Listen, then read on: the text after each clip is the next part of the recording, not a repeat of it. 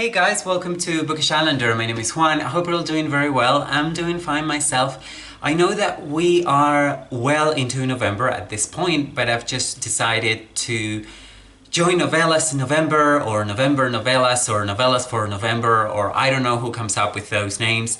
But anyway, I love reading novellas. I read a few novellas this year, and before joining this side of BookTube, the video making side of BookTube, I would have never concentrated my reading on a month. But, you know, I started with Victober last month, and even though I failed Victober, I had a lot of fun doing it.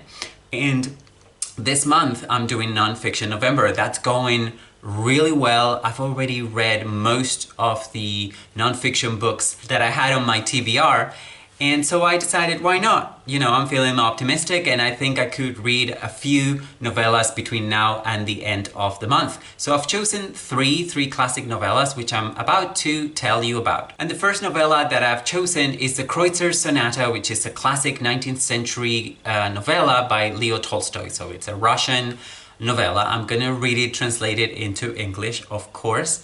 And all I know about the plot is that the novella deals with the events leading up to a husband murdering his wife. But that's not why I want to read it. The reason I want to read the Kreutzer Sonata is because earlier this year I read The Death of Ivan Ilyich, which is also another great novella by Leo Tolstoy, and it metaphorically blew my mind. So I couldn't wait to read more by Tolstoy.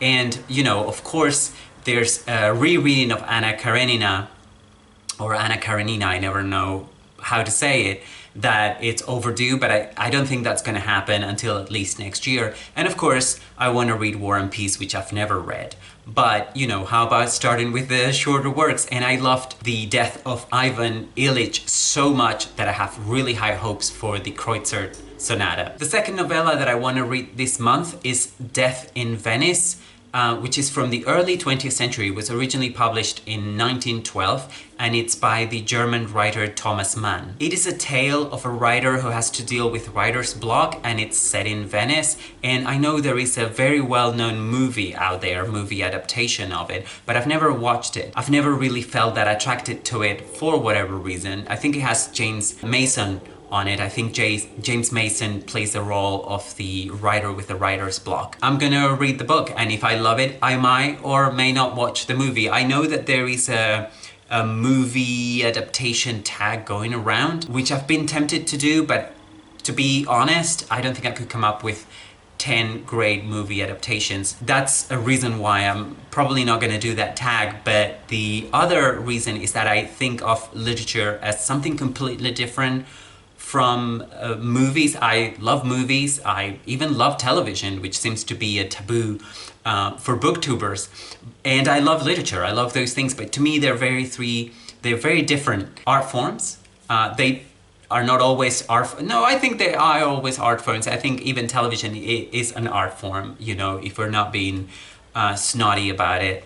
But anyway, that is to say that tag and me, I don't think we'll see eye to eye. I'm still enjoying seeing other people do it, mostly because if nothing else, it's a great way, as most tags I think should do, great way to find out about books that I might not have heard about otherwise, and also movies, so that's great. But yeah, so Death in Venice by Thomas Mann. And talking about movie adaptations, the third novella that I want to read is also a very well-known movie. In fact, the movie is probably a lot better known than the novella, and I'm talking about Breakfast at Tiffany's by Truman Capote. This novella was published in 1958, and I've read it before. I read it a few years ago, but I read it after I had seen the movie at least a couple of times, and I have seen the movie a few times since.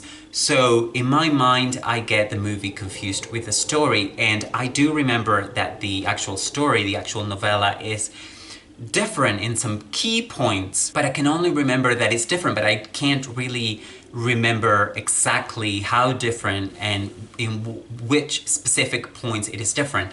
And that's why I want to read it. Truman Capote is it's a writer that I'm interested in. I've read In Cold Blood and yeah, and this one, Breakfast at Tiffany's. I don't think I've read anything else by him. But it's a writer that I always want to go back to, so rereading Breakfast at Tiffany's sounds like the right thing to do. And in case you don't know anything about this novella or have only seen the movie, the story, it's about a writer who looks back at a period of his life when he lived in New York and he met a prostitute called Holly Golightly, which is hailed to be the best character creation Truman Capote ever did.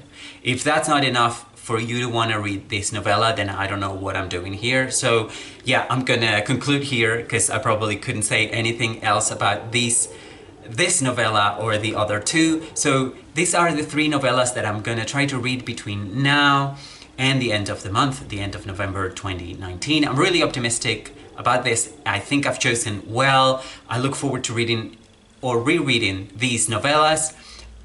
Let me know what you're reading for Novellas November. If you're reading novellas this month, let me know which ones they are. Let's talk about it. Also, if you've read any of these three novellas and want to tell me about your experience with no spoilers, of course, please let me know in the comment section down below as usual. I hope to see you again very soon. Take care. Bye-bye.